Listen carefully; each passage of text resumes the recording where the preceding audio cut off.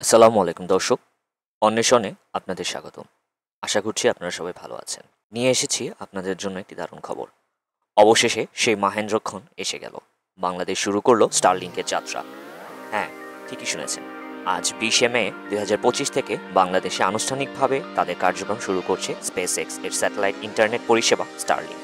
যারা এতদিন ধরে বাংলাদেশে স্টারলিংকের জন্য অপেক্ষা করেছিলেন, তাদের জন্য এটা সত্যিই এক বিশাল সুখবর।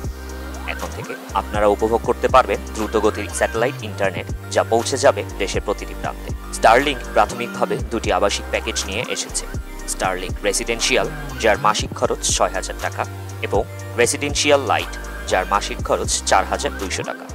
এর সাথে সরঞ্জাম বাবদ একবারের জন্য খরচ হবে ৪৭,০০০ টাকা। আপনারা পাচ্ছেন আনলিমিটেড ডেটা এবং ৩০০ এমবিপিএস পর্যন্ত স্পিড। ভাবুন তো, এখন প্রত্যন্ত অঞ্চলেও হাই স্পিড ইন্টারনেট ব্যবহার করা যাবে। বাংলাদেশ দক্ষিণ এশিয়ার দ্বিতীয় দেশ যেখানে স্টারলিংক তাদের পরিষেবা শুরু করলো।